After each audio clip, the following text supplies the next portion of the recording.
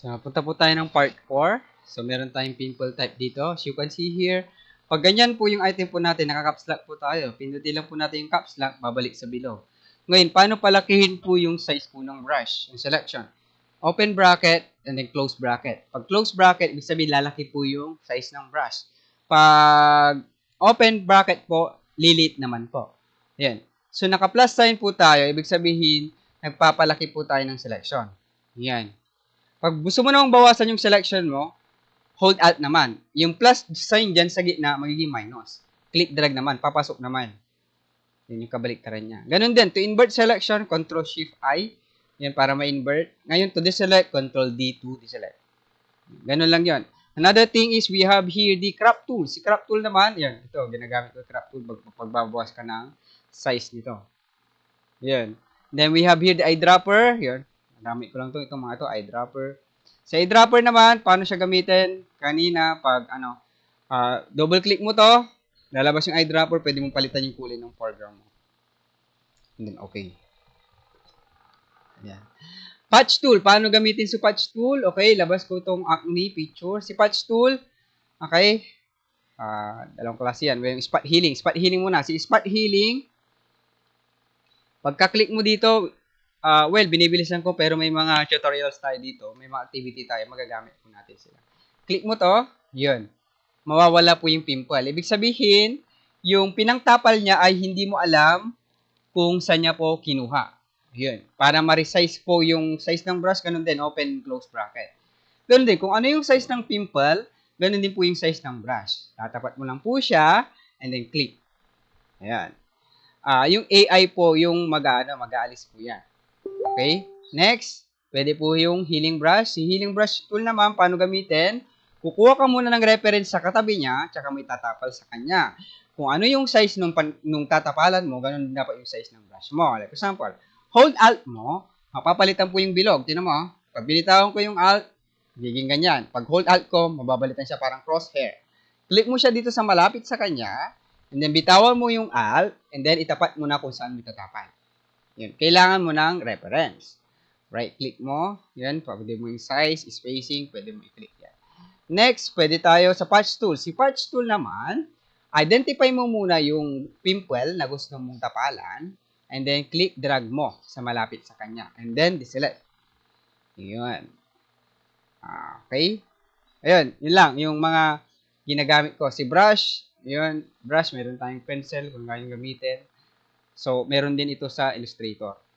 Next, punta po tayo dito sa clone stamp. Si clone stamp naman, ganun din. Para siyang si healing brush. Si healing brush, gagamitin natin ito pong pang-restore, no? Si clone stamp, hold alt mo dito sa reference mo and then click mo dyan. Tatapalan niya po. Laging hold alt, drag, and then click. Ayan. History, yan, hindi po ito ginagamit kasi meron na po tayong history po dito. Punta tayong window, and then may history po tayo dito. Ayan. Pagka-click mo dito, kung saan mo gusto mo balik, babalik ka po dun sa ginawa mo. Ayan. Okay? So, let's see, we have here the eraser tool. Si eraser tool, yan, pang-erase natin siya. Ayan. Deselect muna natin yun. Yan, pang-erase. Yan. Traditional. We have here the background eraser tool. Si background eraser tool, for example, let's have a picture. Karoon tayo ng picture dyan.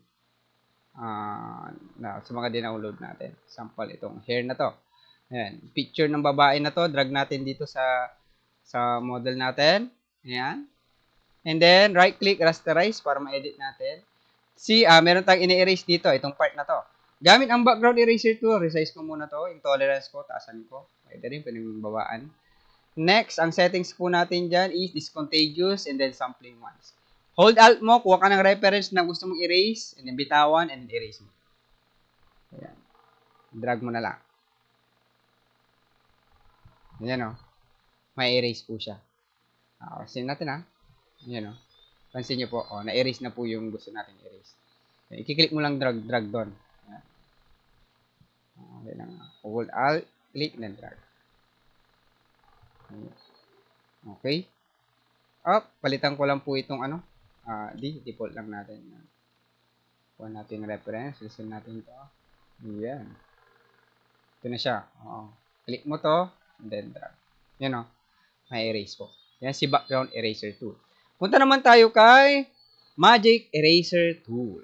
Si Magic Eraser Tool, solid color po yung ini-erase. Kung ano ito, solid color na yung Mickey Mouse. Click ko po to, lahat na po ng blue na magkakadugtong madi-delete. Di ba? Ganun po siya gamitin. Next. Yun, meron na to. Ito si paint bucket. Pag gusto mo siyang kulayan ito, pwede mo naman kulayan yan. Ayan. Kung anong kulay ng foreground color mo, foreground color mo, yun ang applicable. For example, palitan ko yung foreground color ko, green. Then, ayun, I can color this one. Ayan. Meron tayong activity dyan. We have here also the gradient tools. Ayan. Si gradient tool naman, kailangan may selection ka. Gamitin mo muna tong selection mo. Select mo muna, and then tsaka ka mag-gradient. Ayan. Ito, applicable po ito. Ayan. Meron naman po tayong mga dyan, activity for that. Next, dadaanan ko lang po ito. Ito, blur tool. Si blur tool, pag gusto mong i-blur yung isang part, from the word blur, blur mo. Yung isa naman is pag sharpen, gusto mong i-sharp naman, kabaliktaran ni blur. Yung isa naman, itong tool na to, yun. Ingat-ingat lang po kasi minsan pag hindi mas masyadong sobra ay maglalag po yung computer. Si smudge tool parang oil paint. Yan. Ayan. Yan, maglalag na agad. Parang gagawin mo siya smudge. Parang oil paint yan. Yan. Tingnan mo, ma-exage po yung image.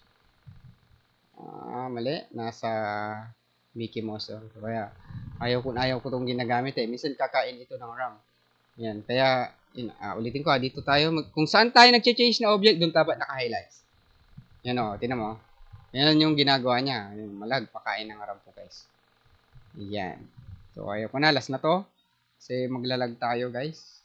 Ayaw ko nang ulitin po uli yan. Yung 7 minutes na tayo. Meron pa tayong 3 minutes. Punta tayo uli dito sa dodge tool. Si dodge tool naman, pag ginamit mo, yun, puputi naman siya. Ayan. Ito naman, pag ginamit mo si burn tool, kabaliktaran, mangingitim. Next, we have here the sponge. Sponge naman, sisip-sipin niya yung kulay pag ginamit mo. And then dito, meron na tayong tutorial dyan para sa pen tool. Ang pagkakaiba lang dito, meron siyang path and shapes. Di ba? Meron tayong separate video dyan ng paggamit ng Parang ganun din po yung tutorial po dito. Si path naman, pag ginamit mo, di ba, ito path. Path lang siya. Itong path na to, pwede mong gawing selection. For example, di ba, nakompleto mo na yung shape po ng path. Right-click mo lang dyan and make selection. Magiging okay, and then magiging selection na po siya. Parang freestyle po siya ng selection. Control dito, select. So, pag sinabing selection, ang dami ko na pong na-demo dyan for selection. We have your text. Ayan, same lang po siya sa Illustrator, kaya no need na po na i-demo ko po ito. Kasi parang same lang po siya sa Illustrator. Ayan. Ito, pang select ng path. Di ba? Pag meron kang ginawang path, for example, di ba? Sa pen tool, di ba? Nakapat ka. Ayan. Ayan. Ito, pwede mong pang select. Ayan. Mas madalang ko naman itong gamitin itong mga to. Shape. So, ayan. May iba't ibang klase ng shape dyan. Si polygon. Gusto mong dagdagan ng side. To delete the path, right-click, delete the path. Kailangan na-delete yung path natin. Delete path. Punta tayo dito sa shapes. Yan. Yung sides niya, nandito po. Pwede nyo pong dagdagan. And then pan, and then zoom in. Ngayon, paano tayo mag-save? Pag magsisave po tayo, pag PSD file, save as. Yun, PSD file. Yan. Then direction, pangalan na. Pag JPEG file, okay, save as, yan, papalitan mo lang dito, nasa save as lang siya, unlike ka, export. Ayan, meron tayong JPEG, and then meron din tayong PNG, pag backgroundless. Na-discuss ko na to, pag PNG, backgroundless. Like for example, alisin natin ang background to pwedeng backgroundless. Kunwari, inalisan mo ng background niya. Di ba, wala siyang background dito, mawawala yan. File, save as, and then, save natin as PNG, save. Okay? Check natin kung mag-save siya. Antayin natin siya dito. Yung demo. Kailangan ko lang ma-update. Refresh ko lang. Nasaan yung dev ko dito? Demo. Uy, hindi ko makita. Refresh. Uy, hindi siya ata nag-save, guys. Introduction to page. Demo. Ulitin ko ulit yung pag-save ko. Save ko siya ulit. Hindi ko makita eh. Yan, ulitin ko ulit. Contosh. Ayun, hindi pa nagsisave pa lang. Yan. Yan na, ito na siya. Save pala. Ayan o. Pag sinave mo siya as PNG, yan, check natin. Ang tagal. Diba? Ayan o. Check ulit natin. Ayan o. Yung background niya is nawala ito. Pero ito, siyempre kasama, meron siyang kulay dito. Pero pansin mo, yun. Dun sa ina natin, preview natin, wala po yung sa igid niya, yung party dito. Yan. And then, JPEG file may puti. Yan naman, file, save as. Pag save mo naman ito, JPEG file. Demo. Save lang natin okay. Yan, tayo lang natin mag-save yun. Doon na siya. Ito, pagkakaiba. Diba may puti? Yung isa ay walang puti. Backgroundless. Diba? Backgroundless yun nandito. Okay? May pagkakaiba po yun. Alright. So, I hope na marami kayong natutunan. Kakat ko na po itong video. Kung may question po kayo, queries kung paano gamitin ito, pwede nyo po akong tawagin. Makukompleto lang po itong tutorials po natin kapag ginawa nyo po yung mga activity. Kasi mas lalawak pa po yung nalalaman po natin pag ginagawa po natin yung activity. Okay? So, thank you very much guys.